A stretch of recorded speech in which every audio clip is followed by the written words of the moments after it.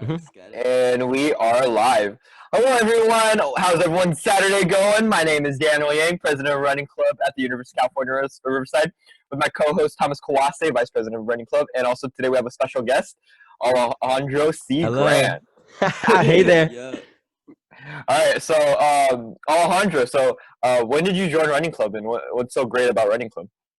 Well, I joined Running Club, I believe my sophomore year. I got way more into it. And the great part was just meeting all the new people, seeing all the new ideas and stuff, running with them. Cause you really bond to people when you're running right up next to them, man. something about almost, dying out together that just is a bonding. Absolutely. And with your leader, every time we see you at practice and stuff, we always see you pretty motivated, and how do you get that? How do you motivate others? How do you motivate others? That's a $1 million question, right? I mean, if it was so simple, then I guess everybody would be Fortune 500 company leaders, But I guess essentially some of it's part of me, I really want to make other people's happy, and I also know that people are going to be more enjoyable around you if they're motivated, if they're happy. Nobody really wants to have a bunch of dour people surrounded them, So I mean, how about you? You're the Running Club president. What is your take on that? Well, I think when you say touched a lot about happiness, I think it really touched about people's getting attached to others. Mm-hmm. I just dropped one of the videos on leadership with my frat. I saw that. 6 styles, with 6 styles of leadership. So one of the styles is coaching, and coaching is all about getting connected and knowing that everyone comes from a different background. You're from Indio, Thomas from the beach, near Redondo, Torrance. I'm from the middle of LA, so I mean, yeah, exactly. Uniting those perspectives to dive into the. Everyone grew up in a different area too, right? And so you grew up in the desert. I grew up pretty much with a lot of trails, and Thomas, you grew up by the beach, right? So everyone comes in a different area. So I usually, when I want to motivate others, I like to connect with them, Yeah. And I think that. How do you motivate? I see that. Yeah, no, that makes sense. Got a different reason for running, so there's a different way you can motivate them. True. I feel like for me, I like to try to lead by example, and just set an example that the other people can follow, and maybe take some things from, or they could change some things that I've tried, and that way I don't know, just leading by example, I feel is a solid way for running. A solid way, yeah. Absolutely. I remember seeing your video on leadership, Daniel, and all of the different ways. I really liked your editing and everything. Thank you. Thank you. Yeah, so that is actually a 6-part series. So right now I'm working on the 3rd episode right now about resilience. Next week we're going to go over branding. The week after that we're going to go over a lot of different topics. So after that I'm not quite too sure, but it's about risk taking, and then after that, dining etiquette. So it's really about professionalism. With you, Alejandro, what do you find your motivation in running? How do you what motivates you to run? Well, it depends on what the situation is, right? So if I'm running around for training, then I'm training from a certain event or something, then I know that I have to put in a certain level of work to get what I want. My uncle always used to say, it's better to sweat on the practice field than bleed on the battlefield, right? So this idea that you gotta grind hard before the actual event occurs, so that when you're in the event, you have far less to worry about and more variables are constrained. So that's where I find my motivation. Yeah, that reminds me of what my coach used to say. He used to say practice hard, win easy. I like that. Yeah, it's kind of Kevin Durant's sons. Honestly, hard work beats talent when talent fails to work hard. So everyone might have the talent, but if you don't work hard, and you're not putting that talent into use.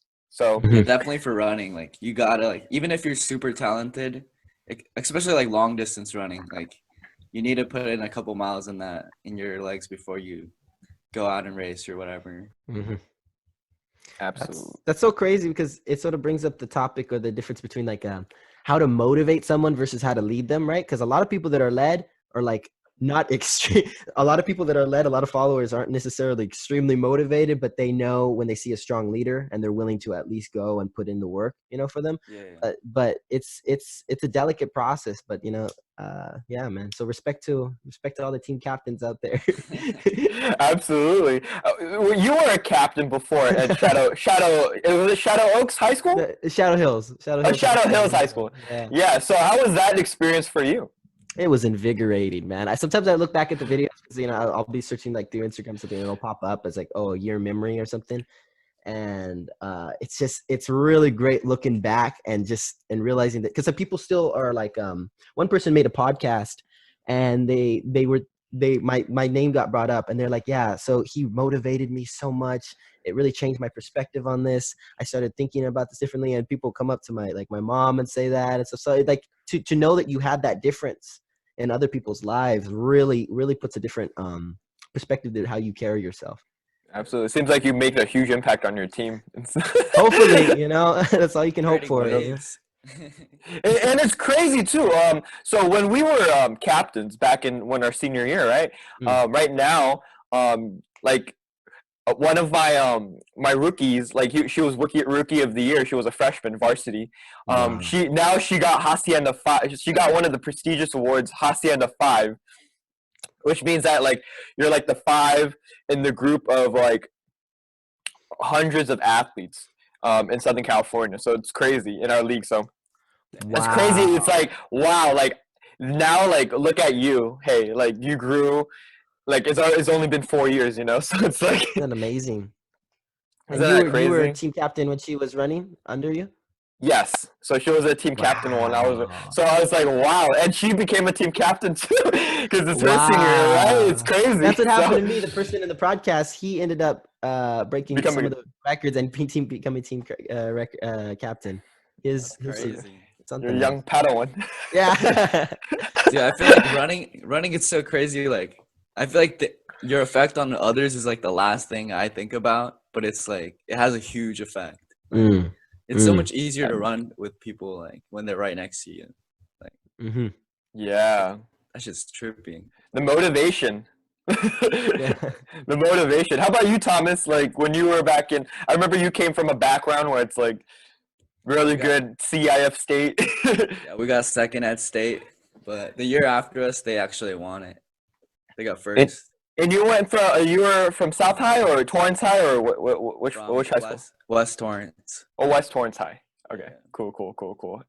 And I heard your JV team was like incredible. So your JV team would run the league meets for varsity, and then the varsity would run the bigger races, right? That's such a flex, bro. Like the whole JV team just wins the varsity race. Like, wow. Just rest the varsity team. That is wild. It's too savage. The other teams must have been like, "Oh my gosh, yeah, they're like, what happened?" But also, so my coach made the other schools faster. Like that's true. That's true. That's what happens. Yeah, it makes them motivated too, and like wow, like they're doing really good. They want to motivate them too. I gauge yourself off of it. Yeah. Raising the bar. Yeah. Thomas, so your coach, you said he was a really, really great motivator. And like my coach, he just recently got teacher of the year at Walnut High School, and I'm like, wow, this is incredible. And he's the oldest coach now.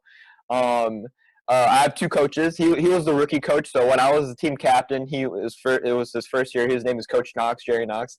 And sadly, like my coach passed away last year. My old coach, Coach Polite. He's legendary. He's very legendary. 30 years.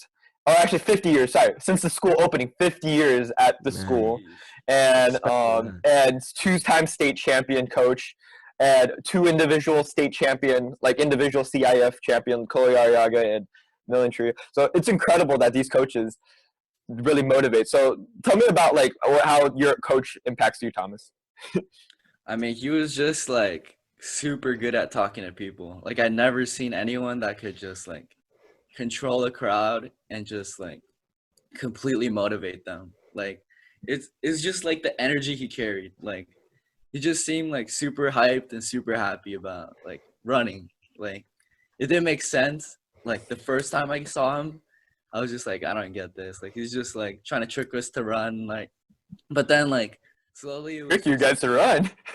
yeah, but slowly I realized like it was more just like he just believed in us, and like it just allowed me to want to just run for myself.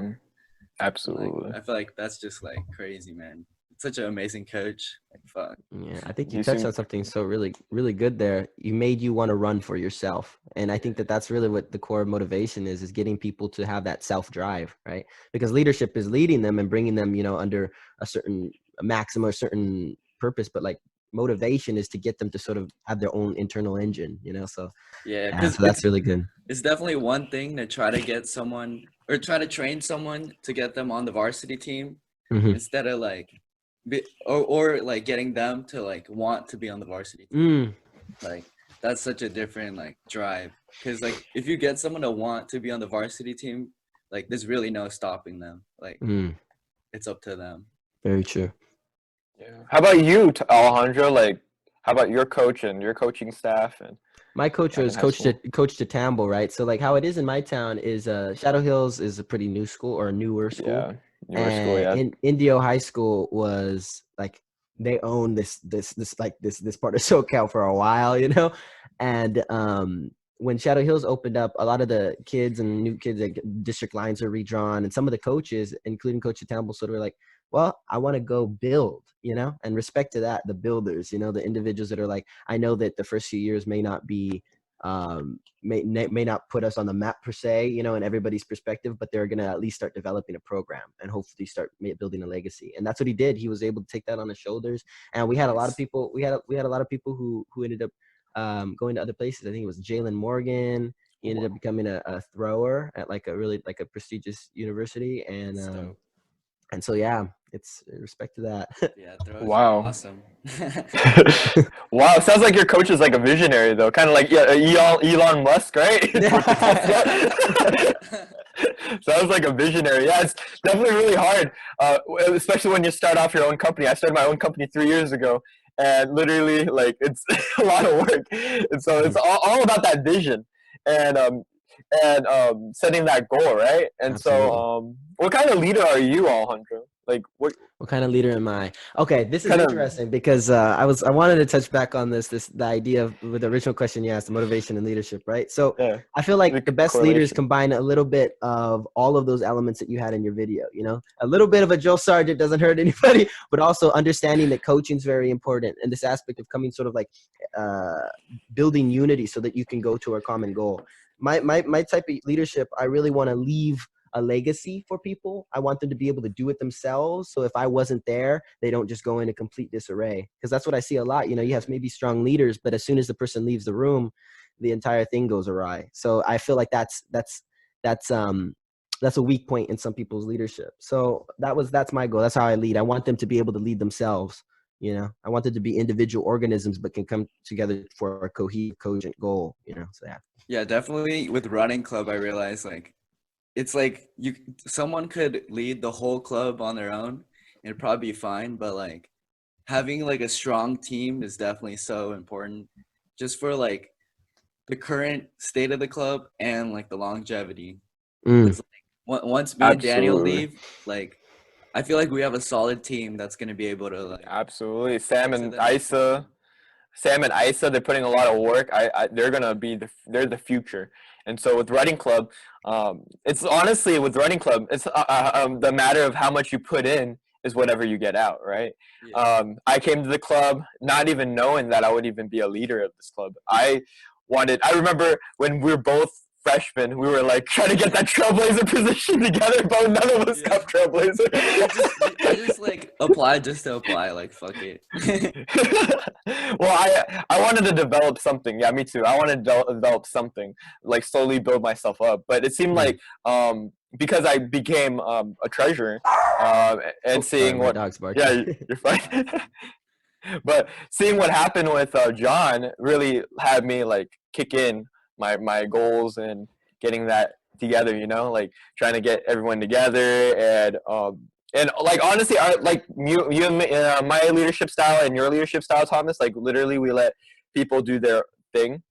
Yeah. It's literally how much you put in. And if you want to learn, we teach you. We can both of us can run the club, just single handling, do all 7 positions and do everything. But it's all about teamwork. I like how Thomas said that. It's all about teamwork. And running club is nothing without everyone's participation, right? And so Yeah. and all it starts with the members. Our members are one of the greatest people, greatest runners that put in work, come once or twice or 3 times a week and put in that work and through practice and stuff.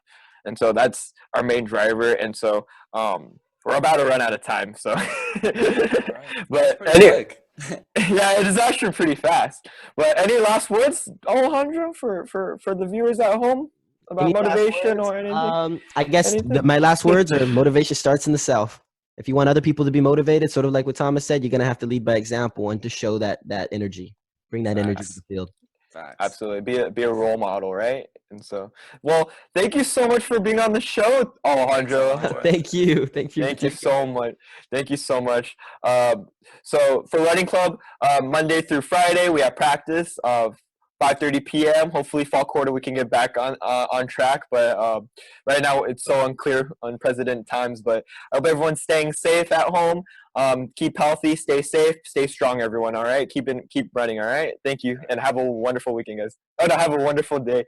Have a wonderful Monday, guys. All right, and make sure to follow our Instagram, Facebook, and all that stuff, Strava, whatever. Absolutely. See ya. Peace.